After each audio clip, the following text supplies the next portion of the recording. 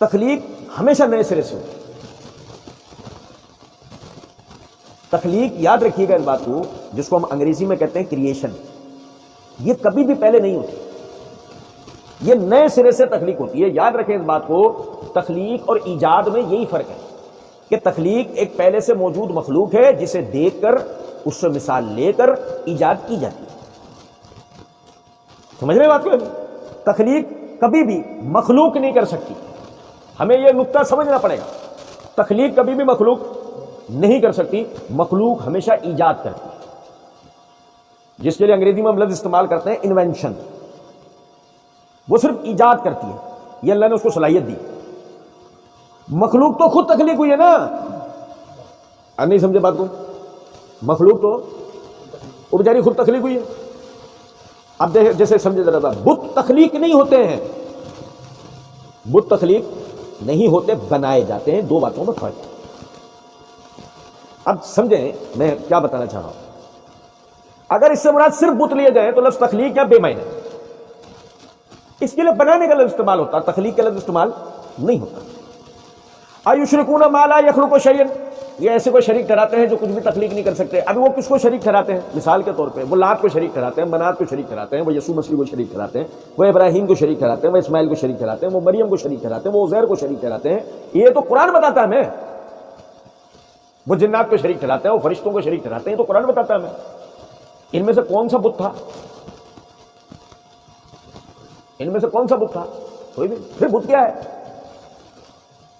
سمجھیں ذرا اس بات کو. اس زمانے میں عموماً ایک بات کہا کرتا ہوں کہ اگر اس زمانے میں آج کے ڈیجیٹل کیمراز ہوتے ہیں اس زمانے تو تصویریں کیمرے سے لی جاتی ہیں، ہاتھوں سے طرف بنائی جاتی ہیں. کیمرے سے لی جاتی نا. مثال کے طور پہ لات کی تصویر، منات کی تصویر، عزا کی تصویر، ابراہیم و اسماعیل کی تصویر، یسوع اور ان کی والدہ کی تصویر کیمرے سے ہوتی ہے نا ہمارے پاس. کیمرے سے ان کی تصویریں لی جاتی. آپ بوہری حضرات کی دکانوں پہ گئے، آپ کو لازمی ان کے پیر صاحب کی تصویر دکان میں ملے گی. آغا خانیوں کی دکان پر گئے، لازمی ان کے پیر صاحب کی تصویر. تو یہ تو طے شدہ بات ہے نا، جسے اپنا مشکل کشا سمجھا جاتا ہے اس کی تصویر بنائی جاتی ہے. قدیم زمانے میں بت تراشے جاتے تھے، جدید زمانے میں محفوظ کی جاتی ہے تصویر، عکس محفوظ کی جاتی ہے. تو وہ تصویریں بنتی تھیں جنہیں بت کہا جا رہا ہے، وہ تصویریں بنتی تھیں. تو تصویریں تخلیق نہیں ہوتی ہیں، تصویریں بنتی ہیں. تخلیق ہمیشہ وہ چیز ہوتی ہے جو عدم سے وجود میں ہے، جو پہلے کبھی تھی ہی نہیں، جو پہلے کبھی تھی ہی نہیں، اسے تخلیق کہتے ہیں. سائنس کا طالب علم تو اس بات کو بہت اچھے طریقے سے سمجھے گا. زبان کا طالب علم چلو ہو سکتا ہے نہ سمجھ پائے، لیکن سائنس کا طالب علم تو اس کو پہلی فرصت میں سمجھے گا کہ ہاں یہ بات بالکل طے شدہ.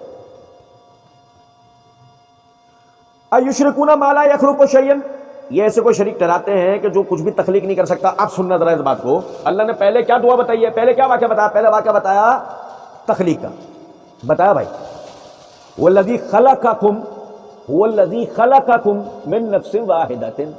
پہلے اللہ نے تخلیق کی بات بتائی نا. پھر تخلیق کی بات کے ساتھ اللہ رب العزت نے کیا فرمایا؟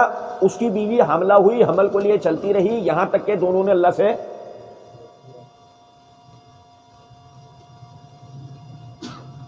کیوں؟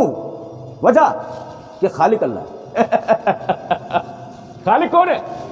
خالق اللہ ہے. وہ جانتے تھے نا دونوں شوہر اور بیوی. والذی خلقکم من نفس واحدہ وجعل منہا زوجہا، اس نے تمہیں اور تمہاری بیوی کو تخلیق کیا. یہ پہلے دن سے دونوں جانتے تھے نا تخلیق کس نے کیا. یہی وجہ ہے اب بھی وہ تخلیق کے لیے کس کی طرف ہاتھ پھیلا رہے ہیں.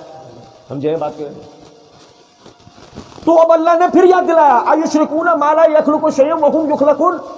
تم ایسے کوئی شریک ٹھہرا رہے ہو جو کوئی تخلیق کر سکتا، کچھ بھی تخلیق کر سکتا. وہ تو خود تخلیق ہوا ہے، وہ تو خود تخلیق ہوا ہے، وہ خود تخلیق ہوا ہے. مراد بت نہیں ہے، وہ خود تخلیق ہوا ہے. مراد آدم ہے، مراد موسیٰ ہے، مراد عزیر ہے، مراد یسوع ہے، مراد ان کی والدہ ہے، مراد غوث پاک ہے، مراد دلدل ہے.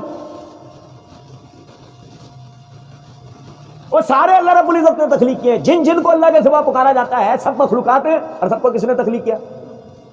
پھر مخلوق کیا تخلیق کرے گا؟ وہ خود خلق ہوا. مخلوق کیا تخلیق کرے گا؟ تو خود خلق ہوا. گھوڑا کچھ بنائے گا؟ گھوڑے کو دعا کی گدھا بنا دے گا. وہم یخلقون، وہ تو خود تخلیق ہوئے ہیں. آپ سمجھ رہے بات کو؟